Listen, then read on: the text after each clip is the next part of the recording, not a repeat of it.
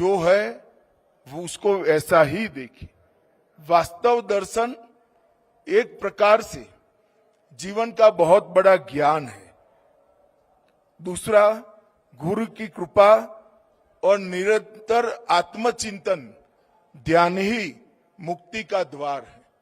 क्योंकि गुरु की कृपा से ज्ञान प्राप्त तो होता है, परंतु ज्ञान को आत्मसात करने के लिए ध्यान से इसको अपने साथ आत्मसात नहीं करते हैं तो मुक्ति संभव नहीं है। और ज्ञान साधना के बिना अधूरा है और साधना ज्ञान के बिना अंधी होती है। तो साधना और ज्ञान का मिलन ही सही रास्ता है। और सबसे अंत में ये सब होने के बाद नैतिक अनुशासन नहीं है तो कभी प्रज्ञावान जीवन बन ही नहीं सकता है।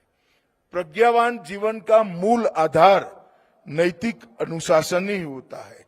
और लद्दाख की भूमि से निकला हुआ संदेश आज विश्व के कई मुमुक्षु के लिए जीवन को आगे ले जाने का कारण बना है।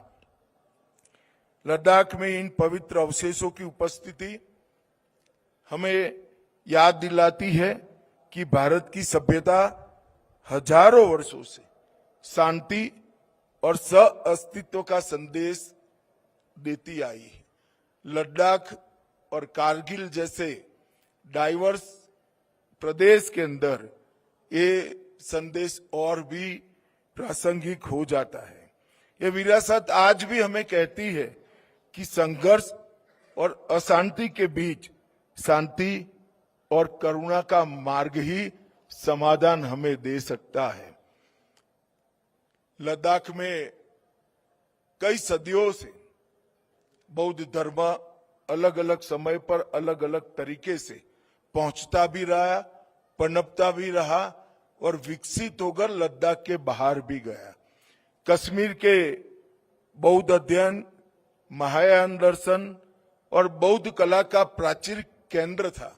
वहीं से लद्दाख को सबसे पहले बौद्ध धर्म का संपर्क और संसर्ग और सत्संग करने का रास्ता मिला।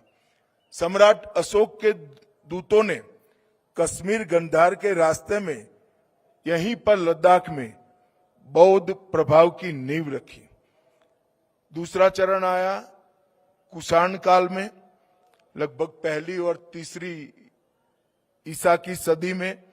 महायान बौद्ध धर्म का उत्कर्ष और उसका विकास लद्दाख तक पहुंचा और कई प्राचीन स्तूप, चट्टानी बौद्ध प्रतिमाएं, खारोष्ठी, ब्राह्मी अभिलेख इस बात के साक्षी है कि इस काल में भी यहाँ पर बौद्ध धर्म आगे बढ़ा।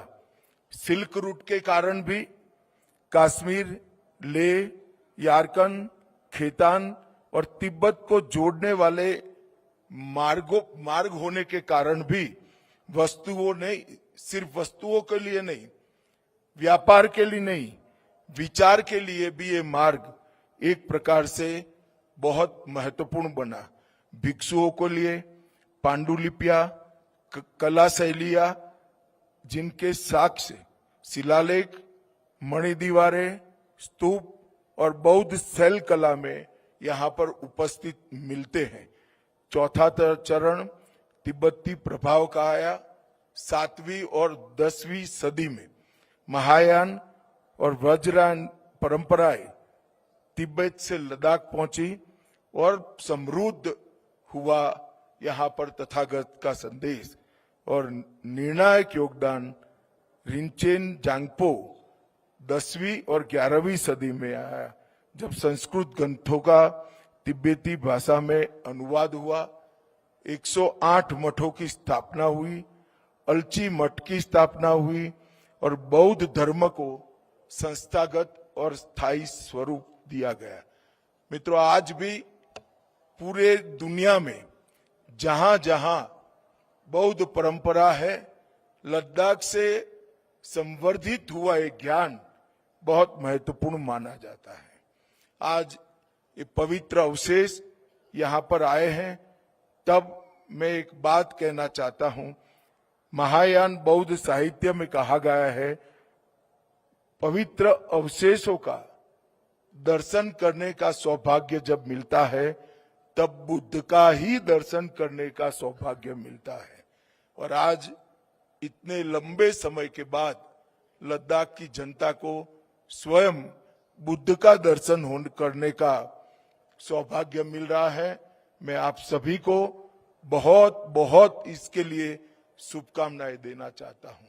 और लद्दाख प्रशासन से भी मेरा आग्रह है कि हम पूरी सुविधा करें कि सभी मतों के अनुयायी यहाँ आए और बौद्ध मत के अनुयायी तो कोई न छूट जाए, इस प्रकार की प्रशासन ने संपूर्ण व्यवस्था करनी चाहिए।